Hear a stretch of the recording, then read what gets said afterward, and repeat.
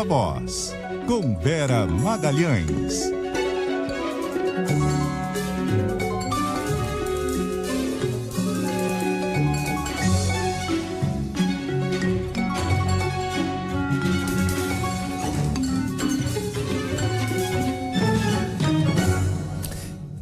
Vera Magalhães, como está? Tudo bem, boa tarde, Sardenberg, boa tarde, Cássia, ouvintes e espectadores do CBN Brasil. Vera. Bom, já fizemos aqui reportagens sobre, enfim, os eventos, as comemorações para o 8 de janeiro. E você vai pegar o tema para um outro lado, que é o seguinte: várias pessoas foram presas ali, né? Estão sendo julgadas, processadas, etc. Mas e os militares que participaram ou que teriam participado? E os mandantes?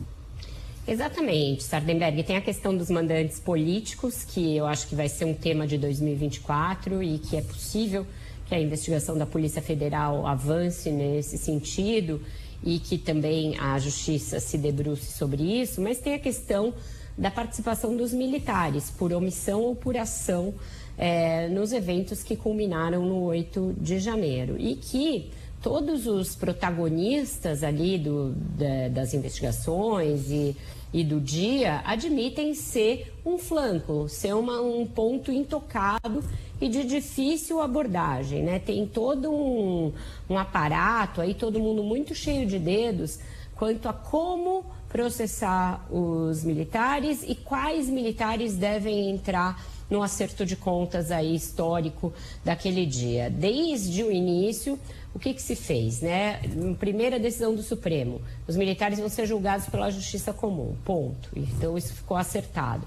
Aí veio uma CPI a respeito do assunto, que tangenciou apenas a participação militar, não se aprofundou nessa questão.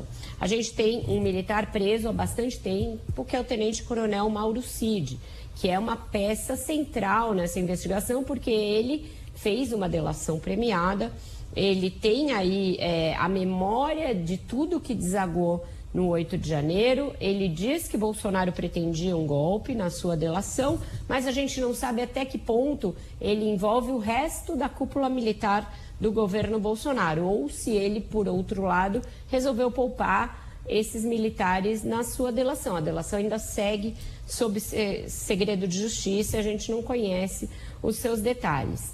Nas investigações ligadas ao CID, aos vários casos em que ele está envolvido, porque são muitos os inquéritos contra ele, apareceu lá um coronel do Exército, Jean Levand Júnior, pedindo para ele convencer o Bolsonaro a dar um golpe. Então, esse é um dos episódios que deverão originar investigações subsequentes à delação do Mauro Cid. Então, tem aí um capítulo todo ainda a ser explorado em relação aos militares. O entrevistado de hoje, sexta-feira, na série do jornal O Globo, que revisita o 8 de janeiro, é o ministro da Defesa, José Múcio Monteiro. E fica evidente em quase todas as falas dele o seu papel de algodão entre cristais, o seu papel de contemporizador dessa crise. Desde antes ainda do 8 de janeiro, passando pelo 8 de janeiro, atravessando o episódio da troca do comandante do Exército, que ele descreve como quase tão dramático quanto o 8 de janeiro, e chegando até agora.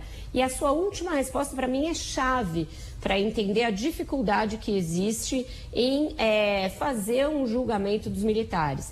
Ele diz assim, quando perguntado a respeito de críticas que viriam da esquerda pelo fato dele ser condescendente demais com os militares. A resposta dele é o seguinte: se estamos procurando aproximar, por que vamos mexer? Então, o que ele quer dizer é o seguinte: se ele quer aproximar o presidente Lula e o governo dos militares, acabar com a desconfiança que existia na posse e que persistiu por muitos meses, por que vai mexer nesse vespeiro de julgar e punir os militares? Ele joga tudo para a justiça e para um tempo aí que não fica muito definido para quando seria esse julgamento.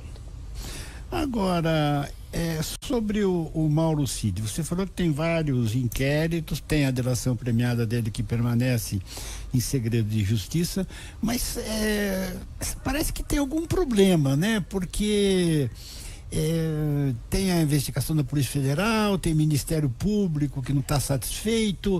O que está vendo, Vera? Parece ser uma delação que ainda está precisando se comprovar integralmente, Sardenberg. A gente sabe que depois da Lava Jato, esse instituto da delação premiada passou a ser visto com muita reserva nos meios jurídicos, na justiça e até mesmo entre procuradores, né? Ela tem 50 páginas, tem 6 anexos e centra fogo na figura do Bolsonaro, né? Acho que ele foi orientado com aquela máxima de que você precisa delatar para cima de você. Você precisa delatar um peixe maior que você. O problema dessas delações é o que elas podem apresentar de acréscimo em relação ao que já se tem nas investigações. E nas investigações do Mauro Cid, você tem muita coisa.